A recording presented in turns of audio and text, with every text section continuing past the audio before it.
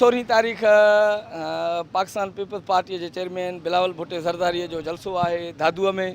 ही दादूअ में असां मौजूद आहियूं।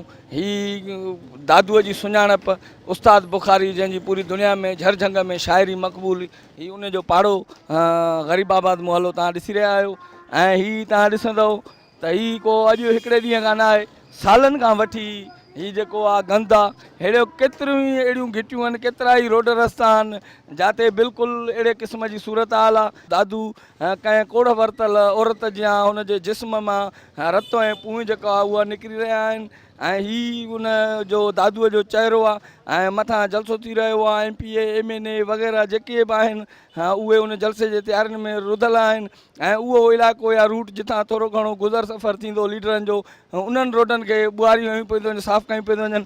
पर ही तव्हां ॾिसो था त हिन खे को ध्यानु न आहे ऐं कहिड़े क़िस्म जी सूरत हाल न आहे। यको इहो ईअं ई ॾिसूं पिया था, सालनि खां वठी हा यको ॾिसूं पिया ईअं ई आहे। भला हे बिलावल भुट्टे जो जलसो आहे ऐं PPR लॻा पिया रोडनि खे सफ़ाइयूं पिया था कनि, पर हे अहिड़ा रस्ता जेके आहिनि ख़राबु उनखे सालनि खां वठी कोई ठाराए उन ॾे कंहिंजो ध्यानु ई न आहे। साईं कोन्हे ॾिसूं पिया था, हे गॾा काॾा हर शइ कुझु ई न आहे। अच्छा, हा माना ही जेको आहे हिननि ते ध्यानु न आहे। ध्यानु न आहे साईं हिननि ते। ही रस्तो केतिरनि सालनि खां ख़राबु? हिन खे घणो टाइम थी वियो आहे, सुठो टाइम थी वियो। अच्छा, कॾहिं ठाराइनि नथा या हिनखे बहितर बनाइनि?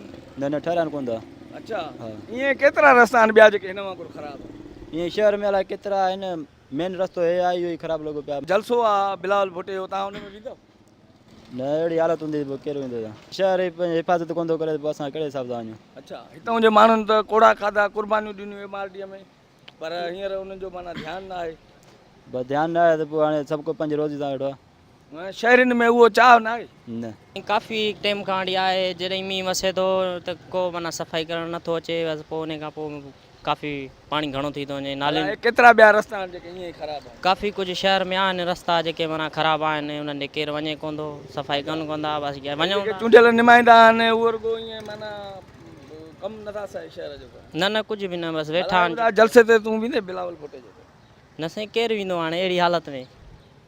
अच्छा, न हाणे कनि ई कुझु कोन था। असां सॼो दुकानदारी आहे, रोज़ी कीअं कयूं असां? अच्छा, माण्हू मायूस आहिनि माना त? घणो मायूस आहिनि, ॿार बच्चो वञे थो हितां, तकलीफ़ आहे ॾाढी। 2-3 चकर किरिया आहिनि ॾाढा हितां। अच्छा, हा खोड़ काफ़ी किरी पिया आहिनि, कंहिंखे धकु लॻो आहे, कंहिंखे कीअं नाली में किरंदा कोन्हे। मथे दाह न कई त उन्हनि विया आहियूं काफ़ी चकर हिननि ॾे, पोइ बि माना उहे हा चऊं था, बसि तव्हां हलो। बिलावल भुट्टो ज़रदारीअ जो दादूअ में जलसो आहे ऐं ही तव्हां ॾिसी रहिया आहियो त बैकग्राउंड में केॾा गंदगीअ जा ढेर आहिनि। ही दादूअ जो असली चहिरो आहे। हितां जा चूंडियल नुमाइंदा जेके आहिनि उहे जलसे जे तयारियुनि में मसरूफ़ आहिनि ऐं शहर ते जेको ध्यानु ॾिनो पियो थो वञे या शहर जी जेका सफ़ाई थी थिए या शहर में जेके तरक़ी वारी रिथाऊं हली रहिया आहियूं, तव्हां पंहिंजे अखियुनि सां ॾिसी रहिया आहियो। केतिरा ई माण्हू अहिड़ा आहिनि जिन खां असां पुछो त उन्हनि चयो त असां जलसे में न वेंदासीं कि पूरो जो पूरो शहर गंदगीअ जे हिकिड़े ढेर में तब्दील आहे। कैमरामैन जावेद गुंजो सां शौकत नूनारी, सिंध TV न्यूज़।